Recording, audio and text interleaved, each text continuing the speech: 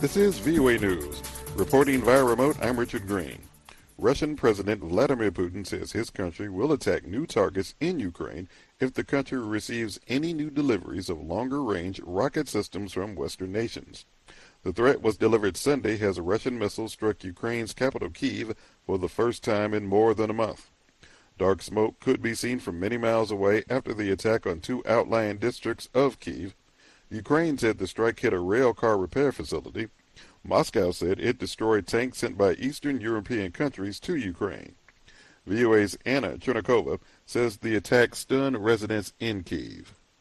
A reaction, to be honest, is quite shocking because, of course, it was more than a month that Kyiv was not under attack. For Kyiv citizens, they are coming back to life as much as they can. Of course, for some more time, it's not going to be as it was before the 24th of February, but still people are trying to come back to business actions and so on and so forth. So it was shocking. Meanwhile, Russian Foreign Minister Sergei Lavrov's planned visit to Serbia Monday has been canceled. Speaking to Interfax News Agency, a senior Russian foreign ministry source confirmed a Serbian media report that said neighboring Bulgaria, North Macedonia, and Montenegro had closed their airspace to the plane that would have carried Moscow's top diplomat to Belgrade. Serbia, which has close cultural ties with Russia, has fended off pressure to take sides over Russia's invasion of Ukraine and has not joined Western sanctions against Moscow. State lawmakers in southwest Nigeria say dozens of people were killed in an attack on a Catholic church Sunday. The attackers targeted the St. Francis Catholic Church in Ondo State just as the worshipers gathered for Pentecost Sunday, with gunmen opening fire and setting off explosives. This is VOA News. One lawmaker said that numerous children were among the dead. It was not immediately clear who was behind the attack. Ondo is widely known as one of Nigeria's most peaceful states, but it has been caught up in a rising violent conflict between farmers and herders. The Vatican said that Pope Francis prays for the victims and for the country. Nigeria is currently facing a wave of violence by armed gangs. A week ago, the prelate of the Methodist Church of Nigeria was kidnapped on his way to the airport in southeastern Abia State.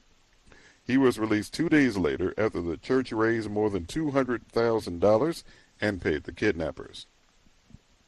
Mass shootings late Saturday night in the U.S. cities of Philadelphia, Pennsylvania, and Chattanooga, Tennessee, left at least 6 people dead and over 25 others wounded in the latest cases of gun violence across the United States. Philadelphia Police Commissioner Daniel Outlaw told WPVI-TV 2 men and a woman were killed when multiple shooters opened fire in the city's popular South Street Entertainment District. We believe that one of the 3 decedents was a male involved in a physical altercation with another male that was potentially the genesis of the shooting. These individuals eventually began firing at one another, with both being struck, one fatally. Meanwhile, authorities in Chattanooga say 2 people died from gunshot wounds in that incident, while a 3rd person died after being struck by a vehicle while fleeing the scene. The incidents followed recent shootings that killed 10 people at a grocery store in Buffalo, New York, 21 victims at an elementary school in Uvalde, Texas, and 4 people at a medical building in Tulsa, Oklahoma. In sports, the Golden State Warriors will meet the visiting Boston Celtics Sunday night in San Francisco in Game 2 of the National Basketball Association Championship Series. AP correspondent Dave Ferry reports. The Warriors may trail the NBA Finals, but they've been down this road before. Golden State has been to 6 finals since 2015, winning 3 of them. Warriors guard Steph Curry says that experience will come in handy on Sunday. We all know the opportunity that we let slip in terms of, that 4th quarter. But it doesn't kill your confidence that you can't come out Sunday and win that game. And that's what we're going to do. The Warriors allowed the Celtics to outscore them 40-16 in the 4th quarter of Thursday's 120-108 loss, blowing a 15-point second-half lead in the process. Klay Thompson and Jordan Poole had quiet shooting nights, and Curry was held to 13 points after scoring 21 on 6 3-pointers in the 1st quarter. I'm Dave Ferry.